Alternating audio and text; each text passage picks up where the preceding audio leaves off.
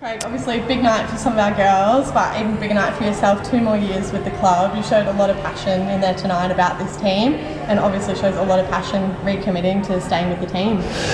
Yeah, it's an easy passion to have because they're such a wonderful group of people to be involved with. So a lot of them I've known since they were underage players. We've got 13 girls in the team that have come through the Lions Academy. One from Ireland that we had to go and hunt down, and a few others from the Quaffle. So we've sort of had to get our hands dirty and do the hard yards to find these players. And a lot of it was on the back of the last round of expansion 3 years ago. So while that was a little bit of a blessing, this time around I'm not so sure that we're going to be, willingly letting people walk out the door. That's not what we're about. We've done too much hard work now to keep these people.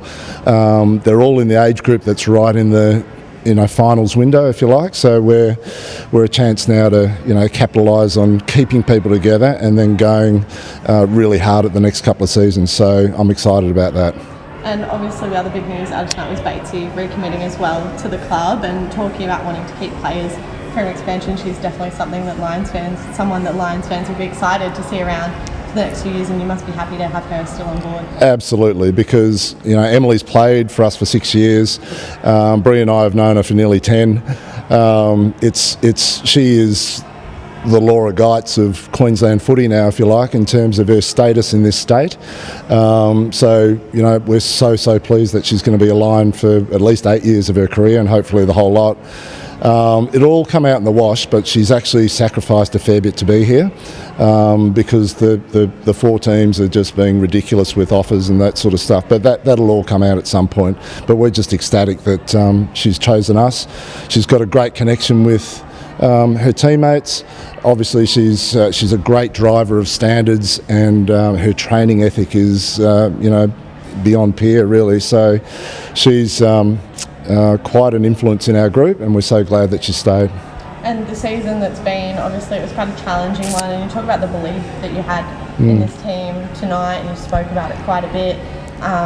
Obviously you share that belief going into the next season with them as well. Oh, why wouldn't you? Like in the last 2 years we've won 18 games, so I think only Adelaide have won 19, maybe just one ahead of us. So the 2 seasons that we've put together, and even if you go back to 2020 where we were rebuilding and we won 3, lost 3 and had a draw. So our record since the last big round of expansion has been bloody good.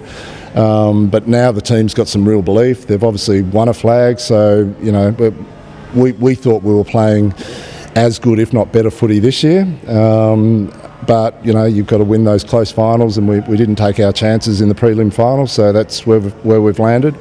But we reckon we're ready to go. I think that's probably given us a little bit more of a bit of a spark to let's knuckle down and have a real crack at this one. It's not often you get to win or vie for 2 premierships in the one calendar year, so here's a great opportunity. And the hard work's already started. Obviously the girls will have a little bit of time off, but the hard work's already started for next season coming up. The hard work is off the field at the moment with Brie and I, like hanging on to people. So we have some say in that, but Emily's actions tonight and similar thought processes with the other girls, they'll get that done in terms of, stay with us. They'll influence their teammates much more than Brie and I will, and that's already started to happen. So fingers crossed that works out okay for us. Tell us about your off-season starts. We know you did this last year, but again, you're overseas, a shorter time this time. But can you talk about your commitment to the club, but can you tell us how difficult that juggling act's been for you the last few years? Yeah, it's been really, really tough. And my wife Sonia, who works in Basel in Switzerland, and that's where our second home is. So me leaving and coming back to Australia to coach, she's supportive of, but it's hard on the relationship, and it's hard on what we do as a couple. So that part of it's difficult, but I'm forever grateful that we've come to this arrangement that we can make it work. But going back now is a really important part for me to reconnect and spend some quality time together and do a lot of things in Europe that we actually haven't been able to do the last 2 summers over there, which were Australian winters. So it's been hard to get around with various countries with various sort of rules about movement. But really looking forward to getting over there this time and popping down to Italy for a visit, or last year we ducked over to Greece for a week, which was nice. But yeah, there's tons of stuff that I'd love to do, and a lot of it's around sport too. So the tour and the tennis and the cricket and the Grand Prix and all that sort of stuff I'm itching to get into. So yeah, looking forward to it.